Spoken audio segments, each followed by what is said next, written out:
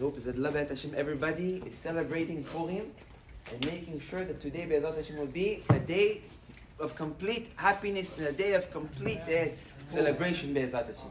And the more we celebrate and the more we're happy today, the more HaKadosh Baruch Hu will keep that happiness and bless us to come. Amen. You know, Abotai, yesterday I spoke with a few people and we're talking about the Ma'ala, the greatness of Purim. So now, Abotai, I would love to share with everyone, because a lot of the time when we think about these holidays like Purim, like Chanukah, we say, you know, they're not really Yom Tov. They're not really a day of celebration. It's a day that there was a miracle. Okay, so I can work, I can do this. I can do whatever I have to do, and I'll say it's Purim and I'll pass. So now, Abotai, on the day of Purim, there is bracha that does not exist on any other day of the year. Not on Yom Kippur, not on Rosh Hashanah, not on Pesach, not on nothing. The day of Purim, a person can reach to bracha, which is above any other day of the year. Kippurim. So you know, Abotai, where can we learn for that? It says, Abotai, in Masechet Megila, in page Gimel, something incredible. Rabbi Yehuda got up and he started to talk about the obligation of a Kohen on Purim. So then the Gemara says that Rabbi Yehuda said, Kohen, afilu be'avodato, a Kohen, even if he's in his work, meaning sacrifices and the ketoret and whatever it is, he stops the work of Bet HaMikdash in order to do what? In order to read the Megillah.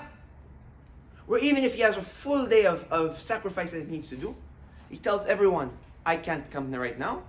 I'm going to read the Megillah, and then he'll return and do whatever he can do in the time that's left. But he needs to stop his job in order to read the Megillah. So now, the question is asked. A few questions, actually. First of all, why does the Kohen stop the reading of the Megillah, stop the Korbanot for reading a Megillah? We know about that there is no specific time where he needs to read the Megillah. And we see even the halacha, if you're not available, you can read one day early, one day late. There's Shushan. There was a day for those who lived in the outskirts of the city. So what? You stop an entire day of sacrifices to read the Megillah? The Kohen couldn't read it fast. It takes half an hour.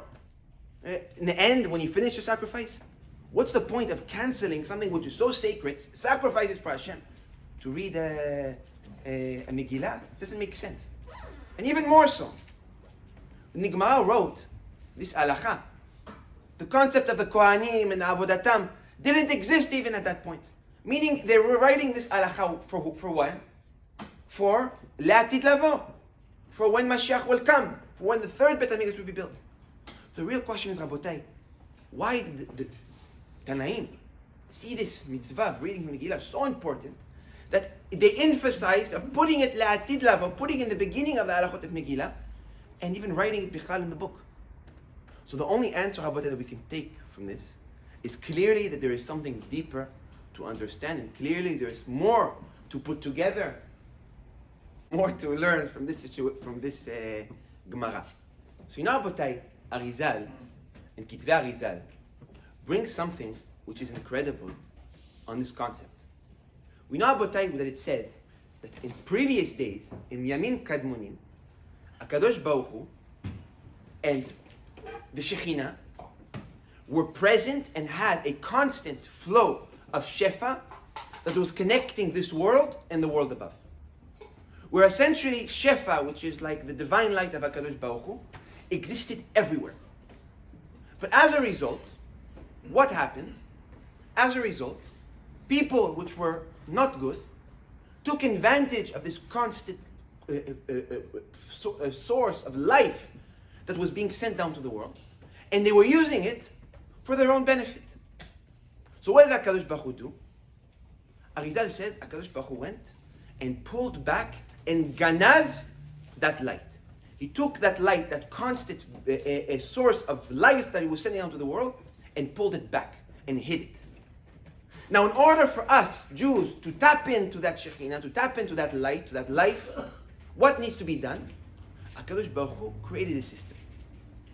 Well, what is the system?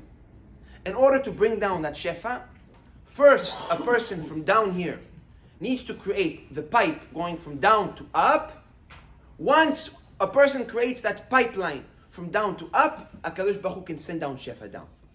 Meaning, in order to bring blessing down, first you have to send something up in order to bring it down. And that is essentially, Rabotai, what the Kohanim would do. The Kohanim in Bet HaMikdash, their sacrifices were going up and creating these pipelines in order to bring down bracha. Where the whole concept of the Korbanot and the whole concept of Avodat Bet HaMikdash was in order to bring down that Shefa. Arizal says that on the day of Purim, a koach of chasadim, a strength, a presence of chasadim comes down to the world, which there is no comparison and there is nothing that we could even compare it to. Where it says, Rabot, if you take the word mazla, because Arizal says that essentially there's rivers named Nearot Mazla. What does that mean? It's the rivers of Mazal. If you take the word Mazla, it's the exact same gematria of what? Megila. Where on the day of the reading of the Megila, HaKadosh Baruch Hu opens up all the rivers of Mazal. And he does something which is unique only to Purim, where instead of bringing down bracha through first going up, he simply spilled down Shefa from above without needing any effort to create that pipeline. So essentially, there is no use for the Kohanim. That even on the day of Purim, they don't need, they don't need to do sacrifices because the bracha is already coming down. Which, Rabotai, is something incredible.